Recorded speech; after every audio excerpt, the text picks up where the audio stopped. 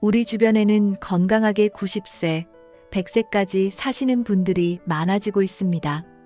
그런데 그분들을 보며 나도 장수 체질일까? 라는 생각 한 번쯤 해보셨나요? 장수는 단순히 유전이나 운에 좌우되는 것이 아닙니다. 신체적, 정신적 특성과 생활 습관에 따라 장수 체질로 거듭날 수 있는 가능성이 열려 있습니다. 이번 영상에서는 장수 체질의 특징과 자신이 장수 체질인지 확인하는 방법을 알아보겠습니다. 특히 장수 체질을 강화할 수 있는 구체적인 팁도 함께 나눌 예정입니다. 당신도 장수 체질인지 확인하고 장수를 위한 준비를 지금부터 시작해 보세요. 오늘의 작은 변화가 더 건강하고 긴 삶으로 이어질 것입니다. 영상 끝까지 시청하시면 유익한 정보들을 모두 얻으실 수 있습니다. 함께 시작해 볼까요? 1. 장수 체질이란 무엇인가? 장수 체질의 정의와 특징. 장수 체질이란 단순히 오래 사는 것을 넘어서 건강하고 활기찬 노년을 유지할 수 있는 신체적, 정신적 특성을 가진 체질을 말합니다. 장수 체질의 사람들은 신체의 회복력이 뛰어나며 질병에 잘 걸리지 않는 특징이 있습니다. 면역 시스템이 안정적이고 몸의 기능이 나이에 비해 더 활발하게 유지됩니다. 또한 스트레스를 효과적으로 관리하며 낙관적인 사고방식을 가지고 있는 것이 장수 체질의 또 다른 중요한 특징입니다. 이러한 사람들은 대개 활동적이고 균형 잡힌 식단을 유지합니다. 장수 체질은 타고나는 것일 수도 있지만 생활 습관을 통해 충분히 만들어갈 수도 있습니다. 건강한 몸과 마음의 조화를 이루는 것이 장수 체질의 핵심입니다. 지금부터 소개할 특징들을 통해 자신이 장수 체질인지 확인해 보세요. 그리고 부족한 부분이 있다면 조금씩 보완해 나가며 건강을 유지할 수 있습니다. 유전적인 요인이 장수에 미치는 영향. 장수에는 유전적인 요인도 영향을 미칩니다. 가족 중 장수한 사람이 많다면 당신도 그 가능성이 더 높을 수 있습니다. 연구에 따르면 유전은 장수에 약 25% 정도의 영향을 미친다고 합니다. 하지만 나머지 75%는 생활 습관과 환경에 의해 결정됩니다. 즉, 유전이 좋은 체질을 물려받지 않았더라도 꾸준히 관리하면 장수할 가능성을 높일 수 있다는 뜻입니다. 예를 들어 규칙적인 운동, 건강한 식단, 스트레스 관리 등은 유전적 한계를 극복할 수 있는 강력한 도구입니다. 또한 유전적인 요인을 알면 더 효과적인 건강 관리를 계획할 수 있습니다. 예를 들어 가족력이 있는 질병에 대비해 정기적인 검진을 받는 것도 좋은 방법입니다. 유전적인 요인을 이해하는 것은 장수 체질로 나아가는 첫걸음입니다. 장수 체질의 주요 신체적, 정신적 특성. 장수 체질의 사람들은 몇 가지 공통된 신체적, 정신적 특징을 가지고 있습니다. 첫째, 신진대사가 활발하며 체내 염증 수치가 낮습니다. 둘째, 심혈관 건강이 뛰어나고 혈압과 콜레스테롤 수치가 안정적입니다. 셋째, 면역력이 강해 감기와 같은 작은 질환에도 잘 대처합니다. 정신적으로는 낙관적이고 스트레스를 쉽게 해소하는 능력을 가지고 있습니다. 예를 들어 긍정적인 사람들은 문제를 해결할 수 있는 방법을 찾으며 쉽게 좌절하지 않습니다. 이런 정신적 특성은 신체 건강에도 영향을 미칩니다. 또한 활발한 사회적 활동과 관계를 유지하는 것도 중요한 특성입니다. 이런 요소들은 모두 장수 체질의 중요한 부분을 차지합니다. 지금 자신이 이러한 특성을 가지고 있는지 살펴보세요. 2. 장수 체질인지 확인하는 신체적 징후. 안정적인 혈압과 심혈관 건강. 심혈관 건강은 장수 체질의 핵심 요소 중 하나입니다. 안정적인 혈압은 심장과 혈관이 건강하다는 신호입니다. 고혈압이나 저혈압은 장수에 큰 장애물이 될 수 있기 때문에 혈압을 정기적으로 체크하는 것이 중요합니다. 심혈관 건강이 좋다면 체내 산소 공급이 원활하며 체력도 유지되기 쉽습니다. 예를 들어 적당한 운동과 균형 잡힌 식단은 심혈관 건강을 유지하는 데 도움을 줍니다. 오메가-3가 풍부한 생선, 견과류, 그리고 신선한 채소는 심혈관 건강에 좋은 음식입니다. 심장 박동이 규칙적이고 안정적이라면 장수 체질일 가능성이 높습니다. 심혈관 건강은 꾸준한 관리와 생활 습관 개선을 통해 향상될 수 있습니다. 자신의 혈압 상태를 점검하고 건강한 습관을 유지해 보세요. 면역력이 강한 사람들의 공통점. 장수 체질의 사람들은 면역 체계가 강해 질병에 잘 걸리지 않습니다. 면역력이 강하다는 것은 감기, 독감 같은 일상적인 질환에서 빠르게 회복할 수 있다는 의미입니다. 면역력을 강화하려면 규칙적인 운동과 충분한 수면이 필수적입니다. 비타민 C와 D가 풍부한 음식을 섭취하면 면역력을 더욱 높일 수 있습니다. 예를 들어 감귤류 과일, 브로콜리, 그리고 계란은 면역력 강화에 좋은 음식입니다. 스트레스를 효과적으로 관리하는 것도 면역력 유지에 중요한 역할을 합니다. 면역력이 강한 사람들은 대개 활기차고 피부 상태도 건강하게 보입니다. 면역 체계를 잘 관리하면 장수 체질로 나아갈 가능성이 커집니다. 지금 면역력을 높이는 습관을 만들어 보세요. 체질적으로 건강한 소화 기능의 중요성. 소화 기능이 좋다는 것은 신체가 영양소를 효율적으로 흡수하고 활용할 수 있다는 뜻입니다. 장수 체질의 사람들은 대개 소화가 잘 되고 위장 관련 질환이 드뭅니다. 소화 기능을 개선하려면 섬유질이 풍부한 식단을 유지하는 것이 중요합니다. 예를 들어 통곡물, 채소, 과일은 소화기 건강에 도움을 줍니다. 또한 물을 충분히 마시고 규칙적인 식사 시간을 지키는 것도 중요합니다. 소화가 잘 되면 몸에 에너지가 넘치고 활력이 더해집니다.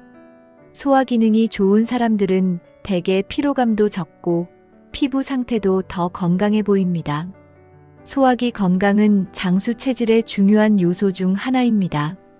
지금 소화 건강을 점검하고 필요한 개선을 시작해 보세요. 3. 장수 체질인지 알 수 있는 생활 습관의 단서들. 꾸준한 운동과 활동량의 중요성.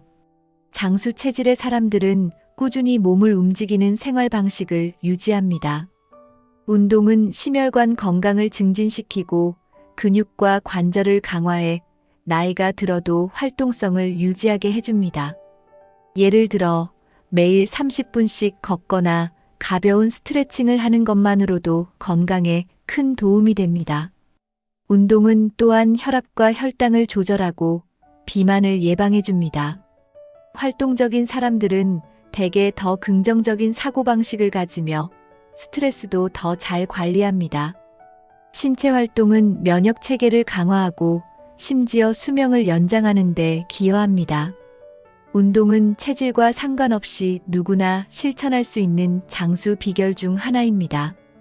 장수 체질을 확인하고 싶다면 자신의 운동 습관을 점검해 보세요. 지금부터라도 간단한 운동을 시작해 보는 것은 결코 늦지 않았습니다. 규칙적이고 균형 잡힌 식단의 역할. 장수 체질의 사람들은 대개 균형 잡힌 식단을 유지합니다. 신선한 채소와 과일, 통곡물, 단백질이 풍부한 음식을 섭취하는 것은 기본입니다. 특히 장수 지역의 사람들은 소금과 설탕을 적게 섭취하고 자연에서 얻은 음식을 많이 먹습니다. 건강한 식단은 체중을 관리하고 심혈관 및 소화기 건강을 유지하는 데 도움을 줍니다. 규칙적인 식사 시간도 중요한 요소입니다. 예를 들어 아침을 거르지 않고 건강한 음식을 먹는 습관은 하루를 활기차게 시작하게 합니다. 균형 잡힌 식단은 몸의 노화를 늦추고 질병을 예방하는 데 중요한 역할을 합니다. 만약 현재 식단이 건강하지 않다면 작은 변화부터 시작해 보세요. 음식은 단순한 에너지 공급원이 아니라 건강과 장수의 열쇠입니다. 스트레스 관리와 긍정적 사고가 장수에 미치는 영향. 장수 체질의 또 다른 중요한 요소는 스트레스를 잘 관리하는 능력입니다. 지속적인 스트레스는 심혈관 질환, 면역력 저하 등 여러 질병의 원인이 될 수 있습니다. 장수 체질의 사람들은 대개 긍정적인 사고방식을 가지고 스트레스를 효과적으로 해소합니다. 예를 들어 명상, 요가, 취미 활동 등은 스트레스를 줄이는데 큰 도움이 됩니다. 또한 사회적 관계를 유지하고 주변 사람들과의 소통을 즐기는 것도 중요합니다. 긍정적인 사람들은 문제를 기회로 받아들이며 좌절에 쉽게 굴복하지 않습니다. 마음의 평화는 신체 건강에도 긍정적인 영향을 미칩니다. 스트레스 관리는 단순한 정신 건강을 넘어서 장수와 직결되는 중요한 요소입니다. 지금부터라도 스트레스를 해소할 방법을 찾아 실천해 보세요. 4. 장수 체질을 강화하기 위한 팁. 건강검진을 통해 체질 확인하기. 장수 체질을 확인하고 싶다면 정기적인 건강검진은 필수입니다. 건강검진을 통해 자신의 혈압, 혈당, 콜레스테롤 등 주요 건강 지표를 확인할 수 있습니다. 이러한 데이터는 자신의 건강 상태를 객관적으로 평가하고 필요한 개선점을 찾는 데 도움을 줍니다. 예를 들어 심혈관 건강이 우수한지 혹은 간 기능과 신장 상태가 좋은지 알 수 있습니다.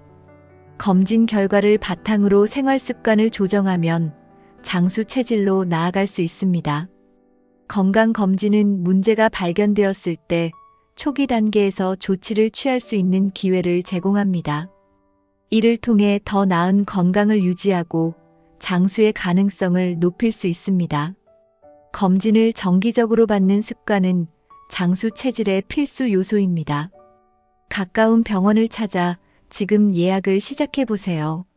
생활 습관 개선으로 장수 체질 만들기. 장수 체질은 단순히 타고나는 것이 아니라 만들어갈 수 있습니다. 건강한 생활 습관을 유지하면 체질적인 한계를 넘어설 수 있습니다. 규칙적인 운동, 균형 잡힌 식단, 충분한 수면은 장수 체질을 강화하는 기본 요소입니다. 또한 금연과 절주는 필수적인 생활 습관 중 하나입니다. 스트레스를 줄이고 긍정적인 관계를 유지하는 것도 중요합니다. 작은 변화부터 시작하면 큰 변화를 이룰 수 있습니다. 예를 들어 매일 10분의 명상과 30분의 걷기를 실천해 보세요. 생활 습관은 우리의 체질을 바꾸고 장수에 한 걸음 더 가까이 갈 수 있게 합니다. 지금 당장 실행 가능한 작은 목표를 세워 실천해 보세요. 꾸준한 관리가 가져오는 놀라운 변화. 장수 체질은 하루아침에 만들어지지 않습니다. 꾸준한 관리와 실천이 중요한 이유입니다. 예를 들어 매일의 작은 실천이 쌓이면 1년 뒤, 5년 뒤 건강 상태는 크게 달라질 수 있습니다. 꾸준히 운동하고 건강한 음식을 선택하며 스트레스를 관리하는 것이 장수 체질의 핵심입니다. 시간과 노력을 투자하는 만큼 건강은 보답합니다. 관리가 지속될수록 신체적, 정신적 건강은 점점 더 좋아질 것입니다. 일상에서의 작은 노력이 장수를 위한 강력한 기반이 됩니다. 장수 체질은 선택과 행동에서 시작됩니다. 지금부터 꾸준한 관리를 시작하세요. 장수 체질은 타고나는 것이 아니라 스스로 만들어갈 수 있습니다. 오늘 소개한 내용을 바탕으로 자신을 점검하고 장수 체질로 나아가는 계획을 세워보세요. 이 영상이 유익하셨다면 구독과 좋아요를 눌러주시고 더 많은 건강한 정보로 찾아오겠습니다. 여러분의 건강과 행복을 응원합니다.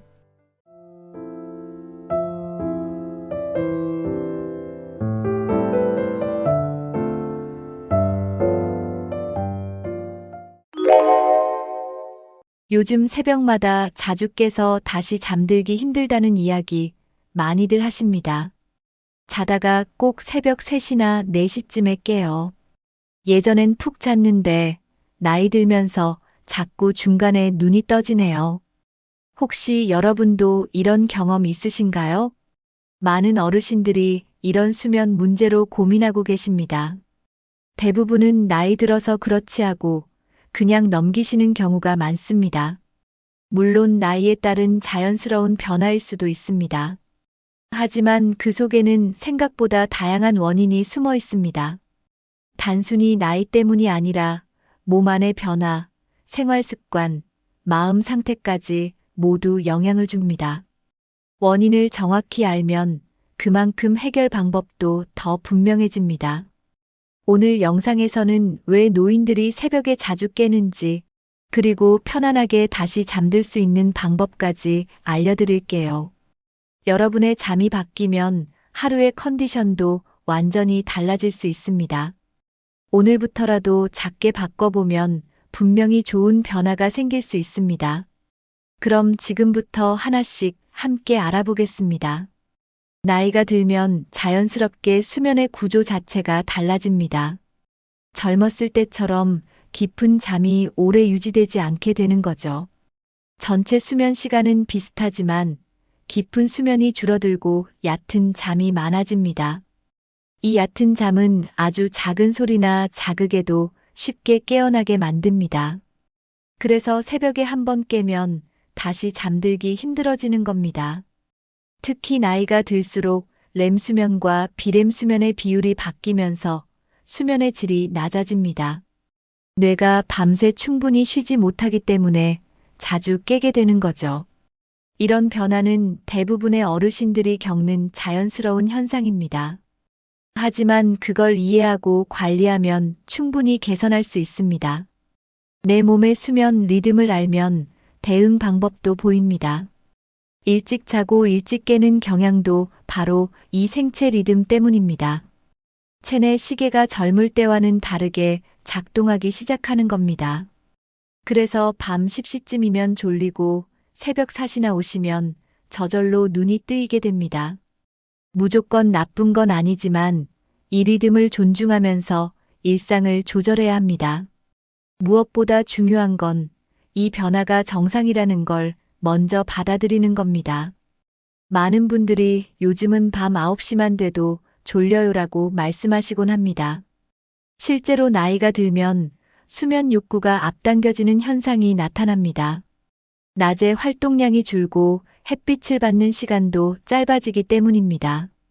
몸이 밤과 낮을 구분하는 기능이 약해지면서 졸음이 일찍 오는 것이죠. 일찍 자면 자연스럽게 새벽에도 눈이 빨리 떠지게 됩니다. 문제는 일찍 자도 깊은 잠이 유지되지 않아서 피로가 완전히 해소되지 않는다는 점입니다. 그 결과 새벽에 자주 깨고 낮에는 졸음이 몰려옵니다. 이렇게 되면 밤낮이 헷갈려서 수면의 질이 더 떨어질 수 있습니다. 이럴 때는 기상 시간을 일정하게 유지하는 것이 중요합니다. 아무리 일찍 자더라도 기상 시간을 너무 당기지 않도록 조절하는 겁니다. 저녁에는 밝은 조명을 피하고 오전에는 햇빛을 쬐며 활동하는 것도 도움이 됩니다. 그렇게 하면 뇌가 밤과 낮을 구분하고 수면 리듬을 바로잡기 시작합니다. 중요한 건 억지로 늦게 자려 하지 말고 낮 시간 활동량을 늘려서 밤에 자연스럽게 졸리게 만드는 겁니다. 첫 번째는 매일 같은 시간에 일어나고 자는 습관을 들이는 것입니다. 생체 리듬은 반복에 따라 안정되기 때문에 일정한 생활 패턴이 중요합니다. 두 번째는 아침 햇빛을 꼭 쬐어주는 것입니다. 햇빛은 체내 시계를 조절해주고 낮과 밤의 구분을 명확히 해줍니다. 세 번째는 낮에 너무 오래 낮잠을 자지 않는 것입니다. 낮잠은 너무 길어지면 밤잠을 방해할 수 있기 때문입니다. 20분에서 30분 정도 짧게 자는 것이 좋습니다. 네 번째는 저녁 시간에 자극적인 활동은 피하는 것입니다. 늦은 시간 TV 시청이나 스마트폰 사용은 뇌를 각성시켜 수면을 방해합니다. 다섯 번째는 간단한 스트레칭이나 가벼운 산책도 도움이 됩니다. 몸을 적당히 피곤하게 해줘야 깊은 잠에 들 수 있기 때문입니다. 여섯 번째는 자기 전 따뜻한 물로 샤워하거나 족욕을 하는 것도 좋습니다. 체온이 내려가면서 몸이 자연스럽게 잠들 준비를 하게 됩니다. 일곱 번째는 하루의 일정이 끝났다는 신호를 몸에 주는 것이 필요합니다. 이 모든 실천은 생체 리듬을 안정시키고 새벽 각성을 줄여주는데 큰 도움이 됩니다. 멜라토닌은 흔히 수면 호르몬이라고 불리는 물질입니다. 이 호르몬은 해가 지고 어두워지면 자연스럽게 분비되기 시작합니다. 멜라토닌이 분비되면 몸의 긴장이 풀리고 자연스럽게 잠이 오게 됩니다. 그런데 나이가 들수록 이 멜라토닌의 분비가 줄어들기 시작합니다. 특히 60대 이후부터는 젊었을 때보다 분비량이 눈에 띄게 줄어듭니다. 그 결과 잠드는 데 시간이 오래 걸리고 잠이 들어도 깊지 않게 됩니다. 깊은 잠이 줄어들면 중간에 자주 깨는 일도 더 많아지게 됩니다. 멜라토닌이 부족하면 새벽에 깼을 때 다시 잠들기도 어려워집니다. 뇌는 여전히 깨어 있으라는 신호를 보내고 있기 때문입니다. 이렇게 되면 수면의 질이 계속 낮아지고 낮에도 피로가 누적됩니다. 이 변화는 나이 들면 자연스럽게 오는 생리적인 현상입니다. 하지만 그대로 두기보다는 멜라토닌을 늘릴 수 있는 생활 습관을 갖는 것이 좋습니다. 몸에서 멜라토닌이 잘 만들어지도록 돕는 방법들이 있습니다. 조명을 조절하고 수면 환경을 바꾸는 것도 도움이 됩니다. 멜라토닌이 줄어드는 것을 이해하면 수면 문제를 더 잘 관리할 수 있습니다. 멜라토닌이 줄어들면 뇌가 자야 할 시간이라는 인식을 제대로 하지 못하게 됩니다. 그래서 밤에 쉽게 잠들지 못하거나 자다가 자꾸 깨게 되는 거죠. 특히 새벽 2시에서 5시 사이에 자주 깨는 분들이 많습니다. 이 시간대는 원래 수면이 가장 깊어야 하는 시기입니다. 하지만 멜라토닌이 부족하면 이 깊은 잠 구간이 생략되거나 아주 짧아집니다. 결과적으로 새벽에 눈이 떠지고 다시 잠들기 어려운 현상이 반복되는 겁니다. 자주 깨면 몸이 피곤할 뿐만 아니라 마음도 지치기 쉽습니다. 왜 이렇게 자꾸 깨지? 하면서 불안감이 생기기도 하죠. 이 불안감 자체가 또 수면을 방해하는 악순환이 됩니다. 새벽에 자주 깨는 건 단지 나이 때문이 아니라 멜라토닌의 감소와 수면 구조 변화가 함께 작용한 결과입니다. 그렇기 때문에 단순히 수면 시간을 늘리는 것만으로는 해결이 어렵습니다. 수면의 질을 높이는 게 핵심입니다. 그러려면 멜라토닌이 충분히 분비되도록 생활을 조절해야 합니다. 이제 그 방법들을 하나씩 살펴보겠습니다. 첫 번째는 아침에 햇빛을 받는 것입니다. 햇빛은 멜라토닌 분비 리듬을 조절해주는 중요한 역할을 합니다. 아침에 햇빛을 받으면 뇌는 밤이 되면 멜라토닌을 분비할 준비를 하게 됩니다.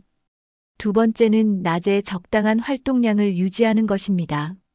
움직이지 않으면 뇌도 밤에 쉴 필요를 느끼지 않기 때문에 잠이 깊지 않습니다. 세 번째는 저녁에는 조명을 어둡게 조절하는 것입니다. 형광등이나 밝은 조명은 뇌가 낮이라고 착각하게 만들기 때문에 멜라토닌 분비를 방해합니다. 자기 전에는 스탠드 조명이나 간접 조명을 사용하는 것이 좋습니다. 네 번째는 스마트폰, TV 사용을 줄이는 것입니다. 특히 화면에서 나오는 블루라이트는 멜라토닌 생성을 억제합니다. 다섯 번째는 기름지거나 소화가 안 되는 음식은 피하는 것입니다. 잠들기 2시간 전에는 음식을 먹지 않는 게 가장 좋습니다. 여섯 번째는 자기 전에 따뜻한 물로 씻거나 족욕을 해주는 것도 도움이 됩니다. 체온이 살짝 떨어지면 멜라토닌이 자연스럽게 분비됩니다. 이런 작은 실천이 쌓이면 멜라토닌도 서서히 회복되고 잠도 훨씬 깊어질 수 있습니다. 나이가 들면 건강 문제로 약을 여러 가지 드시는 분들이 많습니다. 그런데 의외로 이 약들 중 일부가 수면에 영향을 줄 수 있다는 사실 알고 계셨나요? 특히 고혈압약, 이뇨제, 통증약, 일부 우울증 약들이 수면을 방해할 수 있습니다. 예를 들어 이뇨제는 밤에 소변이 자주 마려워지게 만들어 자꾸 깨게 됩니다.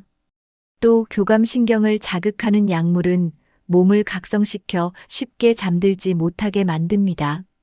진통제 중 일부도 수면 구조를 방해해서 얕은 잠이 많아지고 깊은 잠은 줄어들 수 있습니다. 어떤 약은 멜라토닌 분비까지 줄이기 때문에 수면의 질이 더 떨어질 수도 있습니다.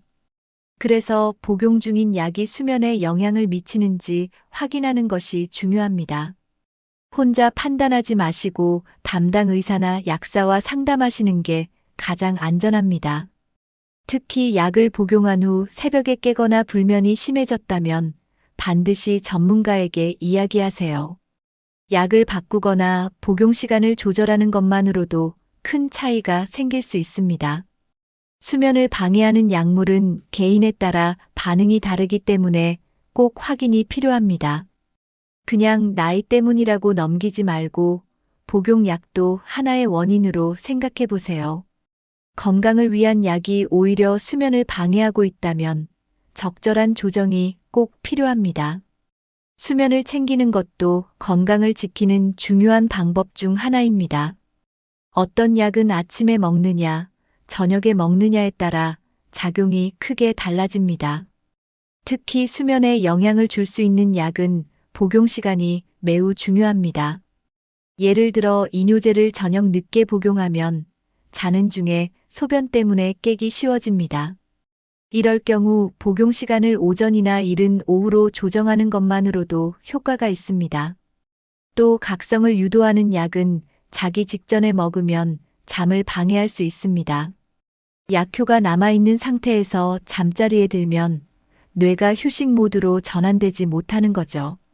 그래서 담당 의사와 복용 시간에 대해 꼭 상담하셔야 합니다.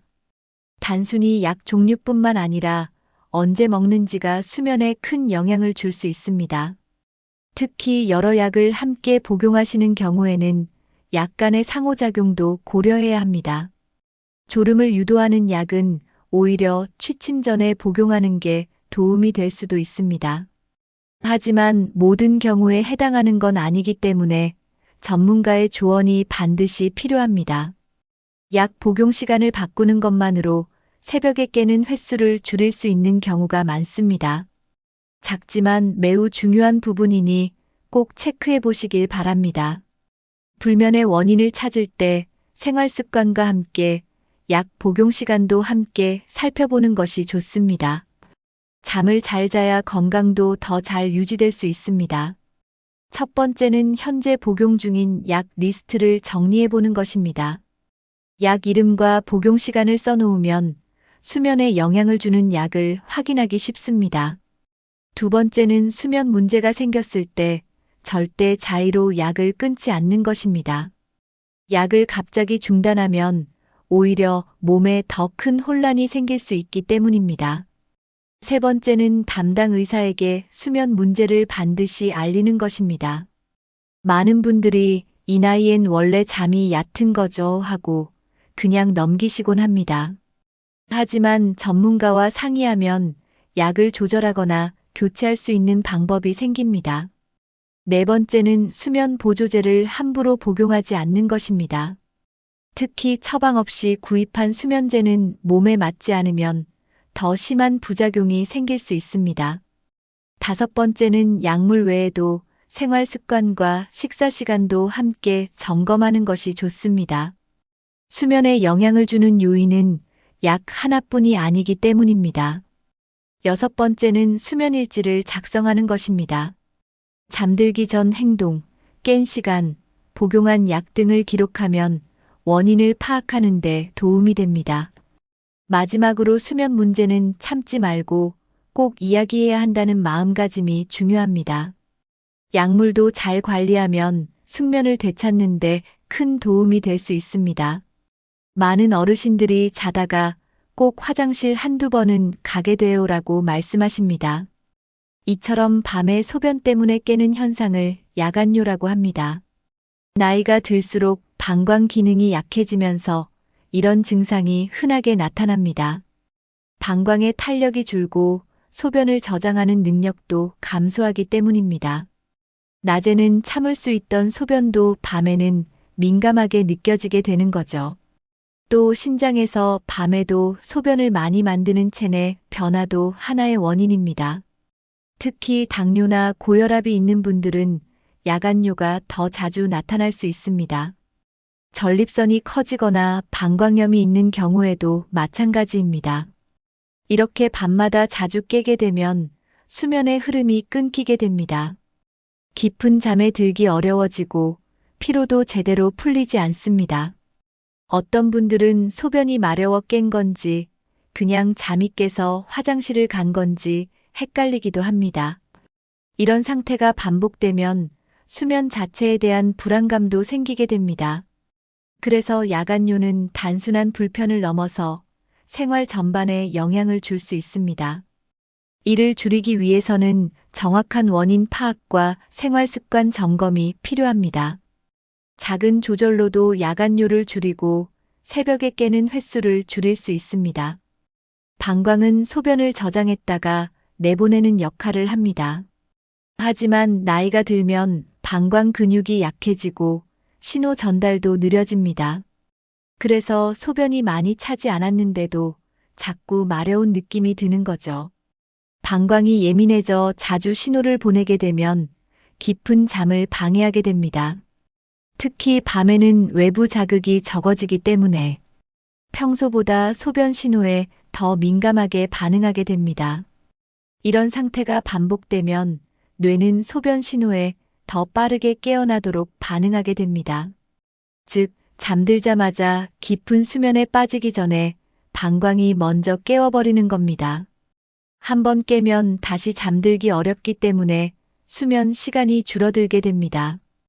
방광 기능 저하는 남녀 모두에게 나타날 수 있지만 특히 남성의 경우 전립선 문제와 함께 나타나는 경우가 많습니다.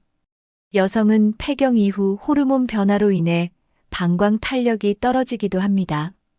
이런 문제는 간단한 운동이나 치료로 개선이 가능합니다. 방광의 민감도를 낮추면 수면도 자연스럽게 깊어질 수 있습니다. 방광 건강은 곧 수면 건강과 연결되어 있다는 걸 꼭 기억해 주세요. 첫 번째는 저녁 2시간 전부터 물 마시는 양을 줄이는 것입니다. 너무 일찍부터 물을 끊으면 갈증으로 잠들기 어렵고 너무 늦게까지 물을 마시면 새벽에 자꾸 깨어나게 됩니다. 두 번째는 카페인이 들어간 음료를 피하는 것입니다. 커피, 녹차, 탄산음료 등은 이뇨작용이 있어 소변을 자주 마렵게 합니다. 세 번째는 자기 전 배뇨를 꼭 하고 잠자리에 드는 것입니다. 당연한 행동 같지만 의식적으로 습관을 들이면 효과가 좋습니다. 네 번째는 소변을 너무 참지 않고 너무 자주 가지도 않는 적당한 리듬을 유지하는 것입니다. 너무 자주 가는 습관은 방광을 더 예민하게 만들 수 있습니다.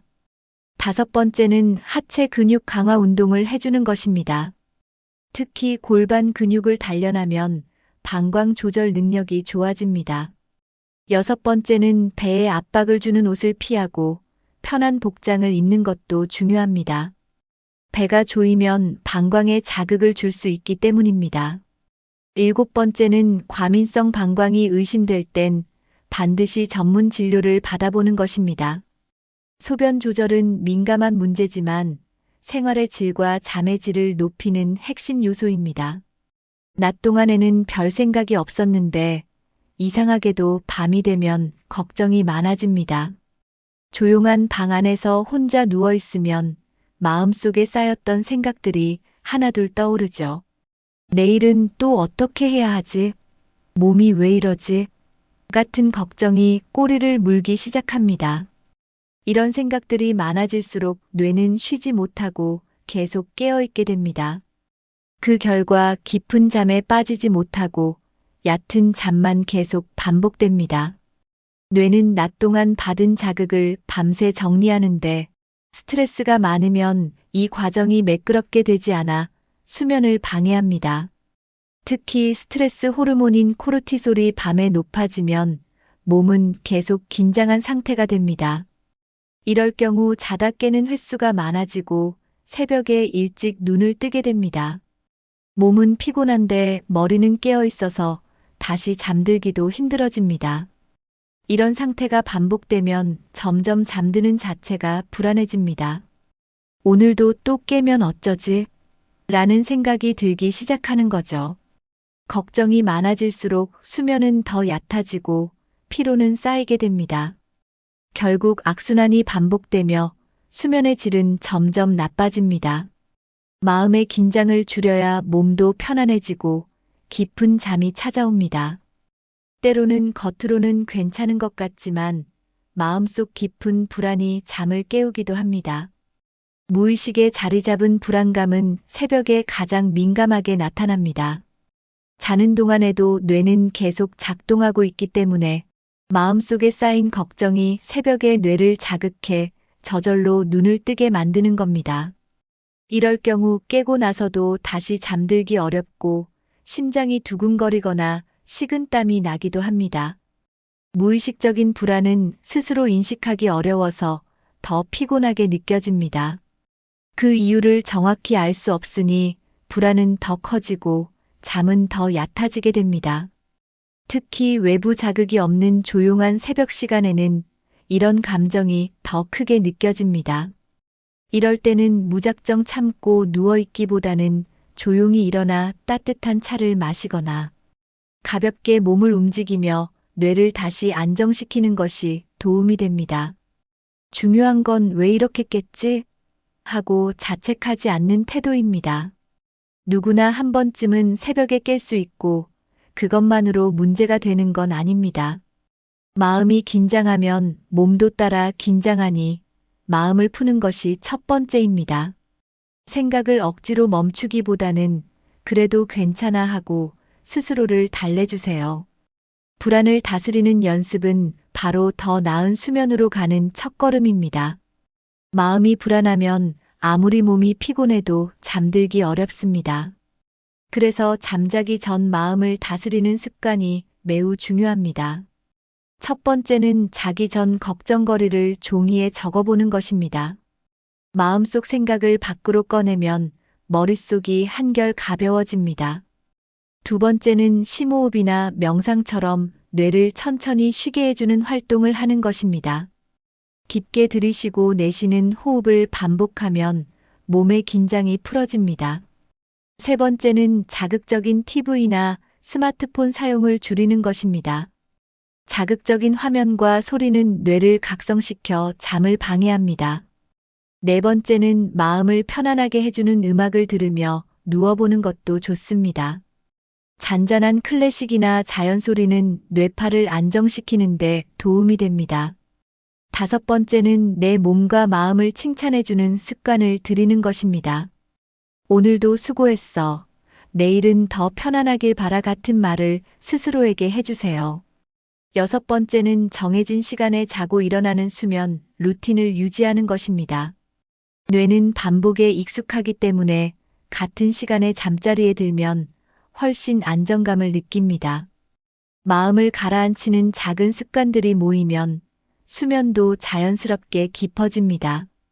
나이가 들면 신체의 감각이 더 민감해지기 시작합니다. 특히 수면 중에는 소리, 빛, 온도 같은 자극에 훨씬 쉽게 반응하게 됩니다. 낮에는 잘 안 들리던 소리도 밤에는 신경이 곤두서서 더 크게 느껴지기도 하죠. 작은 발자국 소리, 냉장고 소리도 수면을 방해할 수 있습니다. 마찬가지로 불이 조금이라도 비치면 뇌는 아직 낮이라고 착각해 멜라토닌 분비가 줄어듭니다. 이런 상태에서는 쉽게 깊은 잠에 들지 못하고 자주 깨게 됩니다. 또 방 안의 온도가 너무 높거나 낮아도 몸이 불편해서 수면이 얕아집니다. 특히 발이 차거나 땀이 날 정도로 더우면 새벽에 잠에서 깨는 일이 많습니다. 이런 환경적 요소는 작은 것 같아도 수면의 질을 좌우합니다. 민감한 감각을 차단하려면 조명, 소음, 온도에 신경을 써야 합니다. 커튼을 두껍게 치고 조명을 꺼두는 것만으로도 숙면에 도움이 됩니다. 소음이 있는 곳이라면 조용한 음악이나 백색 소음 기기를 활용해 보세요. 적절한 실내 온도는 보통 18도에서 22도 사이가 가장 좋다고 알려져 있습니다. 너무 덥지도 춥지도 않게 조절하는 것이 중요합니다. 예민해진 감각을 편안하게 만들어주는 환경이 곧 깊은 잠을 부릅니다. 많은 분들이 무심코 하는 행동이 실제로 수면을 방해하고 있습니다. 첫 번째는 자기 직전까지 TV나 스마트폰을 보는 습관입니다. 화면에서 나오는 빛은 뇌를 각성시켜 멜라토닌 분비를 억제합니다. 특히 드라마나 뉴스처럼 자극적인 내용을 보면 뇌는 더 깨어있게 됩니다. 두 번째는 늦은 시간에 무거운 식사를 하는 습관입니다. 음식이 소화되는 동안 몸은 휴식하지 못하고 깨어있게 됩니다. 세 번째는 잠들기 직전에 격한 운동을 하는 것입니다. 운동은 좋지만 자기 직전엔 오히려 수면을 방해할 수 있습니다. 네 번째는 불을 켠 채로 자는 습관입니다. 아주 약한 불빛도 수면 호르몬의 분비를 줄일 수 있습니다. 다섯 번째는 알코올이나 커피를 늦게 섭취하는 것입니다. 술은 잠이 오는 듯해도 실제로는 얕은 잠만 유도하고 자주 깨게 만듭니다. 카페인은 오후 이후엔 되도록 피하는 것이 좋습니다. 여섯 번째는 수면 시간이 불규칙한 생활입니다. 매일 같은 시간에 자고 일어나는 것이 가장 건강한 수면 습관입니다. 깊은 잠을 자기 위해서는 뇌가 이제 자도 되겠다는 신호를 느껴야 합니다. 그 신호를 만들어주는 것이 바로 수면 환경입니다. 첫 번째는 조용하고 어두운 공간을 만드는 것입니다. 눈을 감았을 때도 완전히 어둡게 느껴지는 환경이 이상적입니다. 두 번째는 침실은 오직 잠을 자는 공간으로 사용하는 것입니다. 침실에서 TV를 보거나 식사를 하면 뇌는 그곳을 휴식 공간으로 인식하지 못합니다. 세 번째는 침구류를 편안하게 바꾸는 것입니다. 너무 딱딱하거나 너무 푹신한 매트리스는 몸의 긴장을 더하게 만듭니다. 네 번째는 자기 전 마음을 진정시키는 루틴을 만드는 것입니다. 따뜻한 물로 손발을 씻고 조용한 음악을 들으며 잠자리 준비를 해보세요. 다섯 번째는 실내 공기를 쾌적하게 유지하는 것입니다. 너무 건조하면 코와 목이 불편하고 습하면 숨쉬기 어려울 수 있습니다. 여섯 번째는 편안한 잠옷과 체온 유지가 가능한 이불을 사용하는 것입니다. 일곱 번째는 자기 전 30분은 모든 자극을 끄고 조용한 시간을 보내는 것입니다. 이런 습관들이 모이면 몸과 뇌는 자연스럽게 잠을 받아들일 준비가 됩니다. 오늘 영상에서는 왜 나이가 들수록 새벽에 자주 깨게 되는지, 그리고 그 원인을 어떻게 해결할 수 있을지 6가지로 나눠서 말씀드렸습니다. 단순히 나이 들어서 그렇다는 말로 넘길 수 있는 문제가 아니라는 걸 아셨을 겁니다. 생체 리듬, 호르몬 변화, 복용 중인 약, 방광 문제, 마음의 불안, 생활 습관. 이 모든 것이 서로 얽혀서 수면에 영향을 주고 있었던 거죠. 다행인 건 그 어느 것도 바꿀 수 없는 게 아니라는 점입니다. 아주 작고 단순한 습관 하나부터 바꾸면 새벽잠 문제도 충분히 좋아질 수 있습니다. 오늘 알려드린 내용 중 하나라도 기억해 두셨다가 오늘 밤 딱 한 가지만이라도 실천해 보시면 어떨까요? 하루하루가 쌓이다 보면 어느새 밤잠도 더 편안해지고 아침이 상쾌해질 수 있습니다. 몸도 마음도 모두 잘 쉬어야 다음 날을 건강하게 살아갈 힘이 생깁니다. 지금 이 순간부터라도 나에게 맞는 수면 환경과 습관을 하나씩 만들어 가보세요. 오늘 영상 보시고 가장 공감되셨던 내용은 무엇이었나요? 혹시 여러분만의 꿀잠 노하우가 있다면 댓글로 함께 나눠주세요. 같은 고민을 가진 다른 분들께 큰 도움이 될 수도 있습니다. 이 영상이 맞아, 이거 내 이야기다 싶으셨다면 좋아요 한번 눌러주시고 구독과 알림 설정도 함께 부탁드릴게요. 가족이나 친구, 잠을 잘 못 자는 지인분들께 이 영상 공유해 주셔도 좋습니다. 오늘 밤은 꼭 편안하게 주무시고 내일 아침엔 개운하게 눈 뜨시길 바랍니다.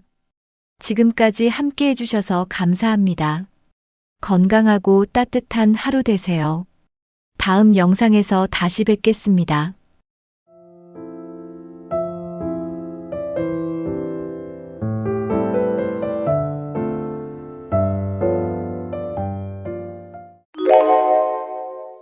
여러분, 나이 들어간다는 건 어떤 느낌이 드시나요? 대부분은 이렇게 말씀하시죠. 예전 같지 않아. 시간이 너무 빨라. 이젠 늙었지 뭐. 그래서인지 나이 든다는 걸 부정적으로 생각하는 분들이 참 많습니다. 몸이 예전 같지 않고 얼굴에 주름이 하나씩 늘어가면 괜히 우울해지기도 하죠. 하지만요, 정말 그럴까요? 나이 든다는 게 슬픈 일일까요? 오히려 어떤 사람들은 이렇게 말합니다. 지금이 내 인생에서 가장 평화롭고 따뜻한 시기다.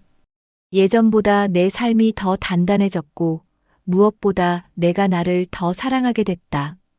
그렇습니다. 우리는 나이가 들수록 잃는 것도 있지만 얻는 것들이 훨씬 더 많습니다. 세월이 만든 주름만큼 마음에도 깊은 아름다움이 생기는 거죠. 오늘 영상에서는 왜 나이 들수록 인생이 더 아름다운지 6가지 이유를 나눠보려고 합니다. 듣다 보면 여러분도 고개를 끄덕이게 되실 거예요. 그리고 지금의 내 모습이 더 자랑스러워질지도 모릅니다. 그럼 지금부터 천천히 함께 걸어가 보실까요?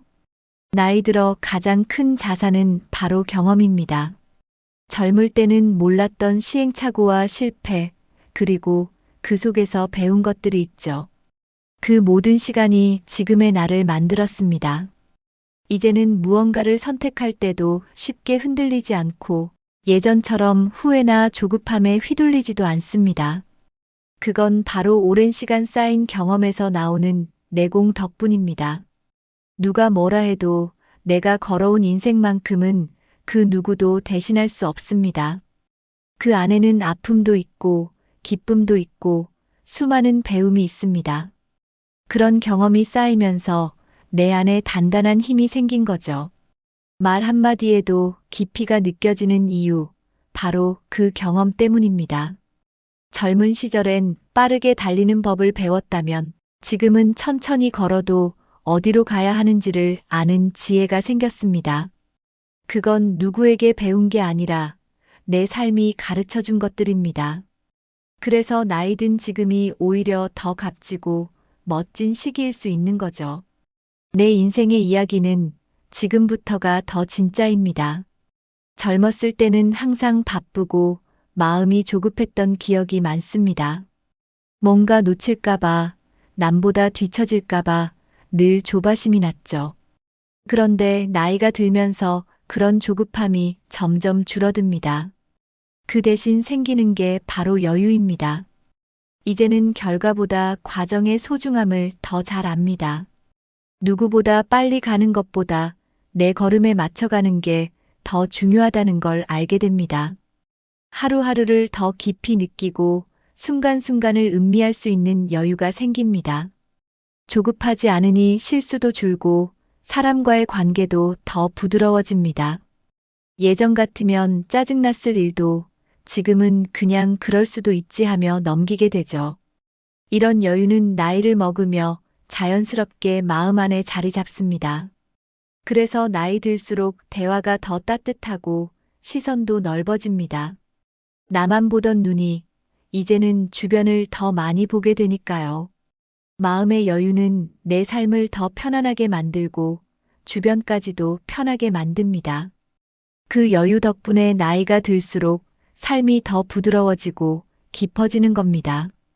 조급함을 내려놓고 나서야 비로소 인생이 보이기 시작합니다. 젊을 때는 정말 많은 걸 쫓습니다. 돈, 성공, 명예, 인정 그게 전부인 줄 알았죠. 하지만 나이가 들면 알게 됩니다. 그 모든 것보다 더 중요한 게 있다는 걸요. 그건 바로 평범한 하루, 건강한 몸, 함께 웃을 수 있는 사람입니다. 이제는 명품 가방보다 편한 신발 한 켤레가 더 감사하게 느껴지고 화려한 말보다 진심 어린 인사 한마디가 더 따뜻하게 다가옵니다. 인생의 소중함은 결국 아주 작은 데에서 느껴지는 거더라고요. 따뜻한 밥 한 끼, 아침 햇살, 누군가의 다정한 문자 하나. 그런 순간들이 인생을 더 아름답게 만듭니다. 나이가 들수록 그걸 더 잘 느끼게 되는 것 같아요.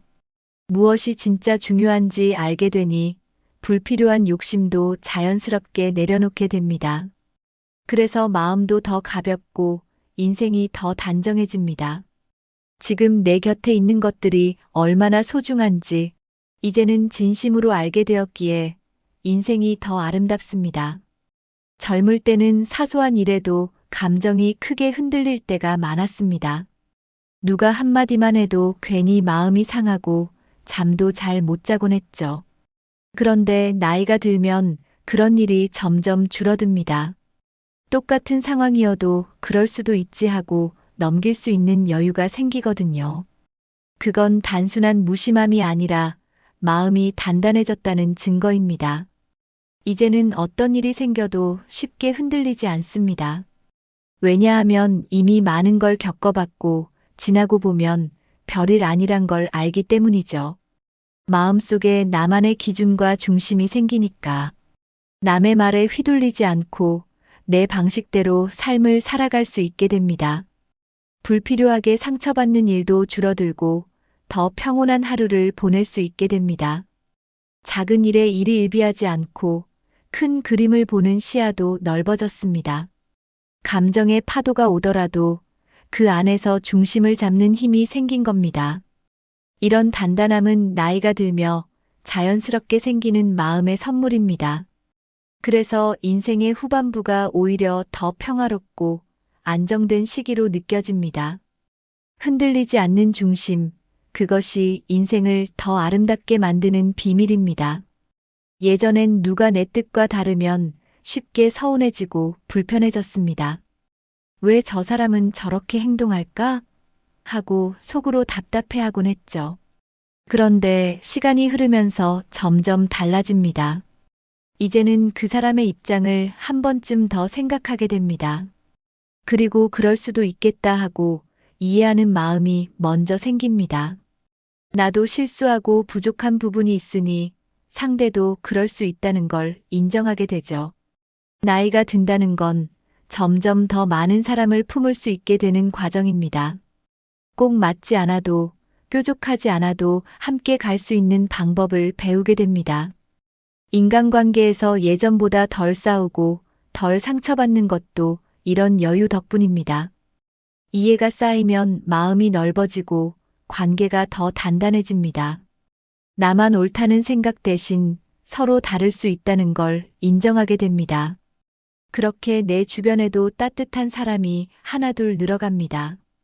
이해와 배려는 나이 들어갈수록 자연스럽게 쌓이는 보석 같은 감정입니다.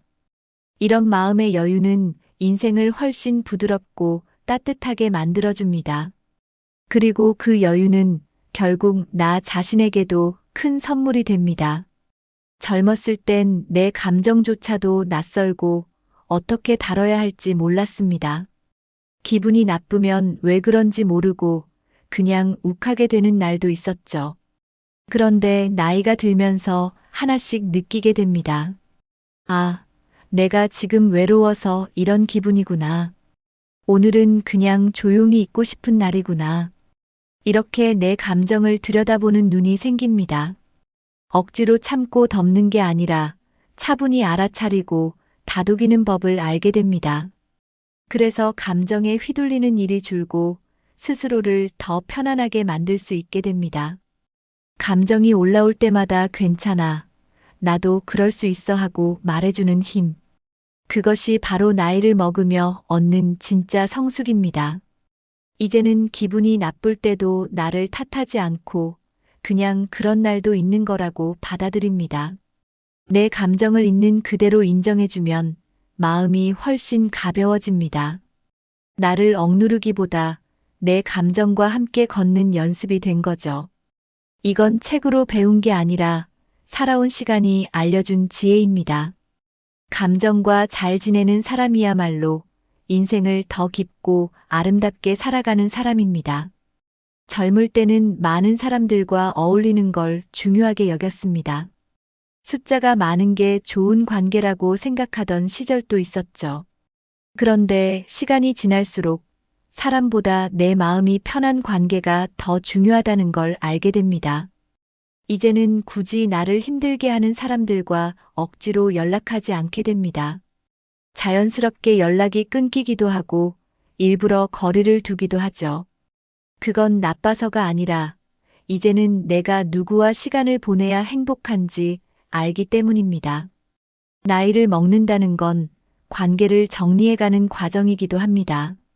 남는 사람은 남고 떠날 사람은 떠나는 게 자연스러운 흐름입니다. 중요한 건 그 안에서 나를 지키는 사람을 선택하는 눈이 생겼다는 겁니다. 무조건 다 받아주는 게 아니라 나와 잘 맞는 사람과 따뜻하게 지내는 걸 선택합니다. 그래서 관계는 줄어들 수 있지만 그만큼 더 단단해집니다. 넓은 인맥보다 진심이 통하는 몇 명의 사람이 훨씬 더 소중하다는 걸 알게 되죠. 이건 외로움이 아니라 진짜 의미 있는 관계를 찾아가는 시간입니다. 그 선택이 결국 내 삶을 더 평온하게 만들고 마음을 더 따뜻하게 해줍니다. 함께할 사람을 스스로 고를 수 있다는 것. 그게 인생 후반의 큰 축복입니다. 바쁘게 살다 보면 가까운 가족에게 소홀해질 때가 많습니다. 젊을 때는 나중에 시간이 나면 하며 미루곤 했죠. 그런데 나이가 들수록 가족과의 시간이 얼마나 소중한지 깨닫게 됩니다. 예전엔 당연하게 생각했던 가족의 존재가 이제는 하나하나 감사하게 느껴집니다. 부모님과 자식, 형제자매, 손주와의 대화 한마디도 더 귀하게 들립니다. 특별한 일이 없어도 같이 밥을 먹고 안부를 묻는 그 시간이 행복입니다. 예전엔 말 안 하던 것도 이제는 먼저 꺼내보게 되고 서로 이해하려는 마음이 더 커집니다. 시간이 흘러도 가족은 곁에 있어주는 유일한 존재라는 걸 느끼게 됩니다.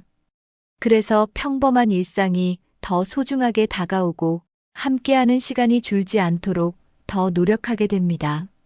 가족에게 먼저 다가가고 더 자주 웃어주는 것도 내가 나이 들며 배운 사랑의 표현법입니다. 가족과의 관계가 따뜻해질수록 인생은 더 단단해지고 아름다워집니다. 나이가 들수록 연락하는 친구 수는 줄어듭니다. 예전처럼 매일 연락하고 만나던 관계는 자연스럽게 멀어지기도 하죠. 처음엔 그런 변화가 조금은 서운하게 느껴질 수 있습니다. 그런데 시간이 지나면 알게 됩니다. 모든 친구가 남지는 않지만 진짜 친구는 꼭 남는다는 걸요. 말 자주 안 해도 오랜만에 통화해도 어색하지 않은 친구. 서로의 상황을 이해해주고 가식 없이 대화할 수 있는 친구. 그런 친구 한두 명만 있어도 마음이 든든해집니다. 친구의 수보다 그 관계의 깊이가 더 중요하다는 걸 느끼게 됩니다. 젊을 땐 잘 보이려고 했던 관계, 지금은 그냥 있는 그대로의 나를 보여줄 수 있는 사이가 더 좋습니다. 웃고 울던 기억을 함께한 친구는 시간이 흘러도 사라지지 않습니다. 그래서 친구와 나누는 커피 한 잔, 산책 한 번이 더 특별하게 느껴집니다. 인생의 후반에는 적지만 깊은 관계가 마음을 더 따뜻하게 해줍니다. 친구는 많지 않아도 괜찮습니다. 진짜면 그걸로 충분합니다. 젊을 땐 늘 남의 시선을 신경 쓰며 살았습니다. 이걸 하면 어떻게 볼까? 저 사람은 뭐라 할까? 그런 생각이 앞섰죠. 그래서 진짜 하고 싶은 일을 뒤로 미루는 경우도 많았습니다. 하지만 나이가 들면 달라집니다. 이제는 남보다 내 마음이 더 중요하다는 걸 알게 됩니다. 누가 뭐라 해도 내가 좋으면 그걸로 충분하다는 걸요. 예전엔 부끄러워서 못 입던 옷도 지금은 입고 싶으면 입는 거지 하고 자연스럽게 입을 수 있습니다. 하고 싶은 일도 마찬가지입니다.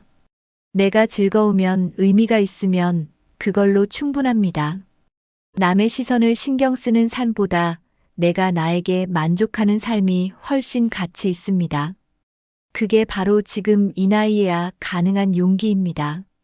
남을 따라가는 삶보다 내 마음을 따라가는 삶이 훨씬 행복합니다. 그렇게 내 삶을 내가 선택하는 게 얼마나 멋진 일인지 이제 알게 됩니다. 지금부터라도 내 마음이 원하는 걸 해보세요. 더 늦기 전에. 이 나이에 무슨 도전이야 라는 말 한 번쯤 들어보셨을 겁니다. 하지만 도전에는 나이 제한이 없습니다. 오히려 지금이야말로 도전하기 딱 좋은 시기입니다. 왜냐하면 이제는 실패가 두렵지 않기 때문입니다. 젊을 땐 실패하면 모든 걸 잃을 것 같았지만 이제는 실패도 경험이고 추억이 된다는 걸 알게 됐습니다. 그래서 용기가 생기고 가볍게 시도해 볼 수 있게 되는 거죠. 악기를 배워보는 것도 좋고 그림을 그려보는 것도 좋습니다. 동네 문화센터에 나가서 처음 보는 걸 해보는 것도 도전입니다. 내가 해보고 싶었던 일, 어릴 적 꿈, 이제는 마음껏 해볼 수 있습니다. 젊을 때보다 시간이 더 많고 조급하지 않아서 더 집중할 수도 있습니다. 주변 반응보다 내 기쁨이 더 중요하다는 걸 알게 되었으니까요. 늦었다고 생각하는 그 순간이 사실은 가장 좋은 시작일 수 있습니다. 도전은 크고 대단한 게 아니라 내 안의 작은 시도부터입니다. 오늘부터라도 하나 가볍게 시작해 보세요. 삶이 달라지기 시작합니다. 젊을 때는 배움보다 생존이 먼저였습니다. 돈 벌고 가족 챙기고 늘 시간이 없었죠. 배우고 싶었던 것, 해보고 싶던 것들이 많았지만 언젠가 하겠지 하고 미뤄왔던 일들이 참 많습니다. 그런데 이제는 그 언젠가가 바로 지금이라는 걸 알게 됩니다. 예전보다 시간도 여유도 생기고 무엇보다 마음의 공간이 생겼습니다. 그래서 더는 미루지 않고 배우고 싶은 걸 배우기 시작합니다. 글쓰기, 수채화, 요리, 사진, 외국어까지 뭐든 가능합니다. 중요한 건 잘하려는 게 아니라 즐기는 겁니다. 그 자체로 재미있고 몰입되는 시간이 되기만 해도 충분합니다. 젊을 땐 성과를 생각했지만 지금은 과정이 주는 행복을 더 잘 알게 됐습니다. 배운다는 건 내 삶을 채워가는 기쁨입니다. 누군가와 비교하지 않고 내 속도대로 즐기면 됩니다. 하고 싶은 걸 할 수 있다는 건 인생의 가장 큰 자유입니다. 지금이야말로 내가 원하는 걸 할 수 있는 가장 좋은 시기입니다. 젊을 때는 거울을 많이 봅니다. 머리 모양, 피부 상태, 옷차림 하나하나가 신경 쓰였죠. 누가 뭐라 하지 않아도 스스로를 평가하고 부족하다고 느끼곤 했습니다. 그런데 나이가 들면 점점 그런 기준에서 자유로워집니다.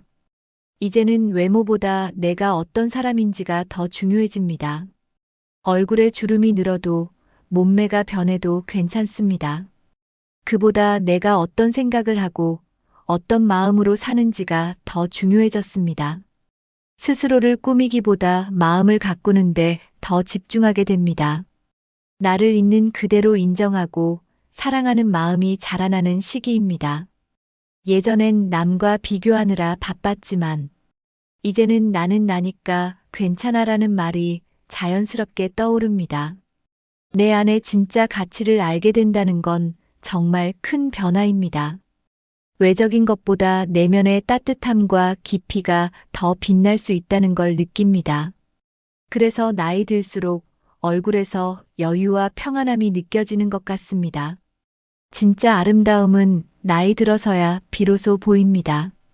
젊을 때는 실수하면 자책부터 했습니다. 내가 왜 그랬지, 왜 이렇게 부족하지 하고 마음이 무거워졌죠.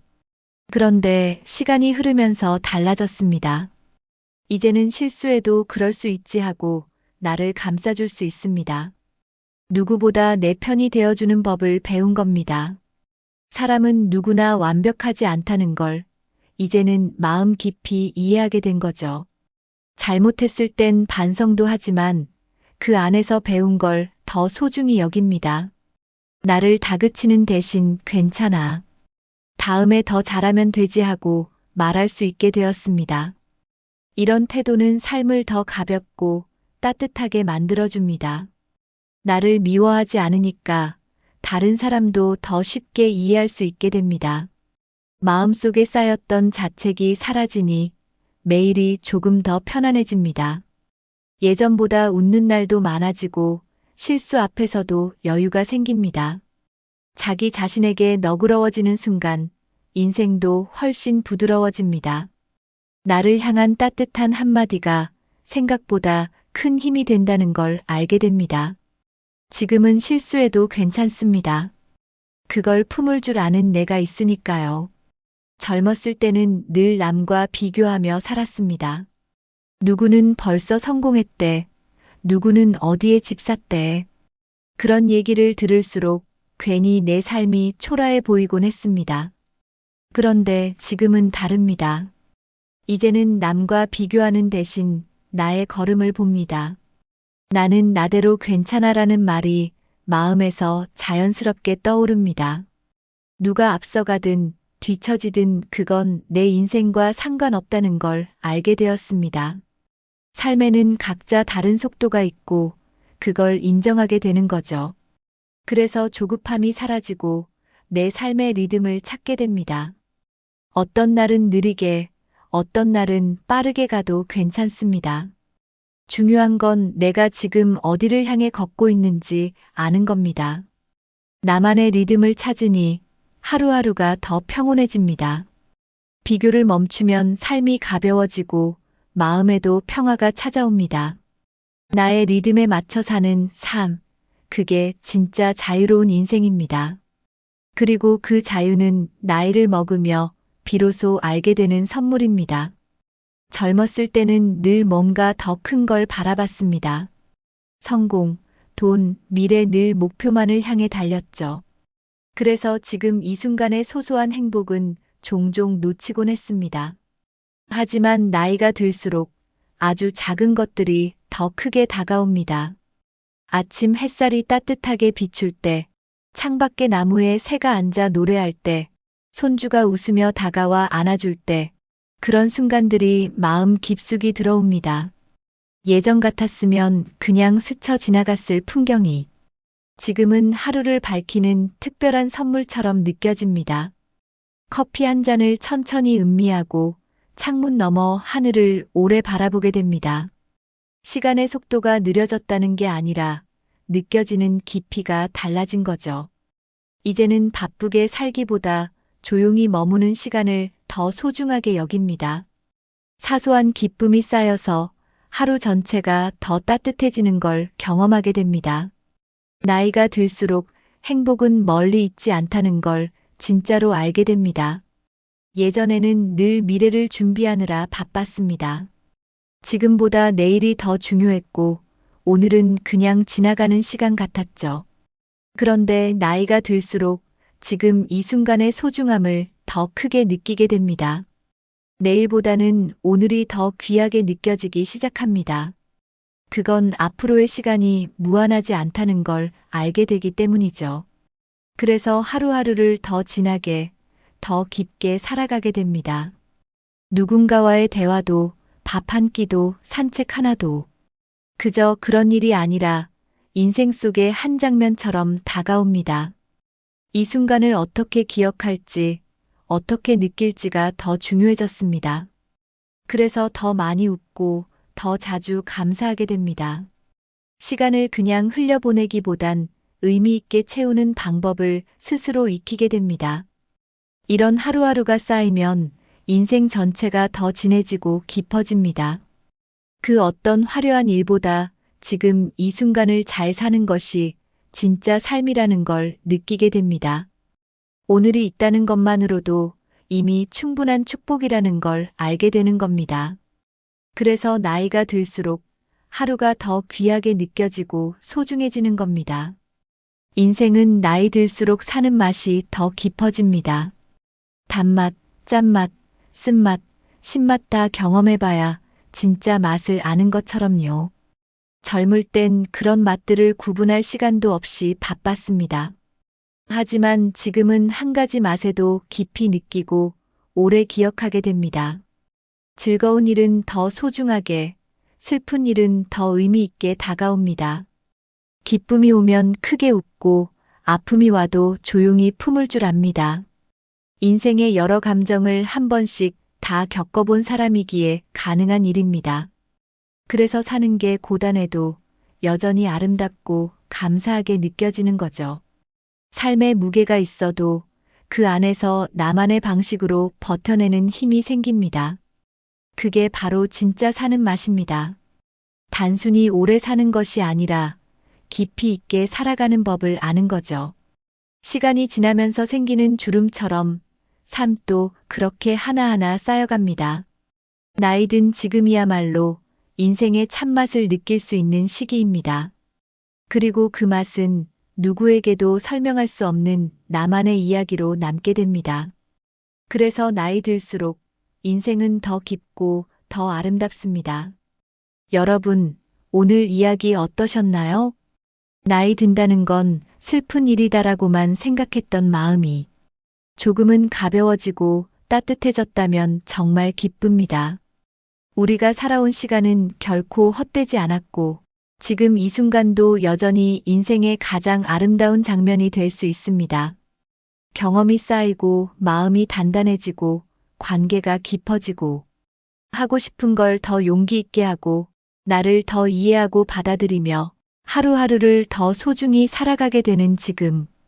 바로 이 순간이 인생에서 가장 진한 시간 아닐까요? 오늘 영상에서 가장 마음에 남은 이야기는 어떤 부분이셨나요? 혹시 여러분만의 나이 들수록 더 좋아진 점이 있다면 댓글로 꼭 함께 나눠주세요. 서로의 경험과 생각이 모이면 이 공간이 더 따뜻한 위로와 공감의 시간이 될 수 있습니다. 그리고 이 영상이 마음에 드셨다면 좋아요와 구독, 알림 설정도 잊지 말아주세요. 주변의 부모님, 친구, 지인분들께도 함께 공유해 주시면 더 많은 분들이 지금 이 순간을 소중하게 느낄 수 있을 거예요. 지금의 나를 사랑하고 오늘 하루를 아끼는 마음. 그것만으로도 우리는 충분히 잘 살고 있는 겁니다. 여러분의 인생이 오늘보다 더 빛나길 진심으로 응원하겠습니다. 함께 해주셔서 감사합니다. 다음 영상에서 다시 인사드릴게요. 늘 건강하고 행복하세요.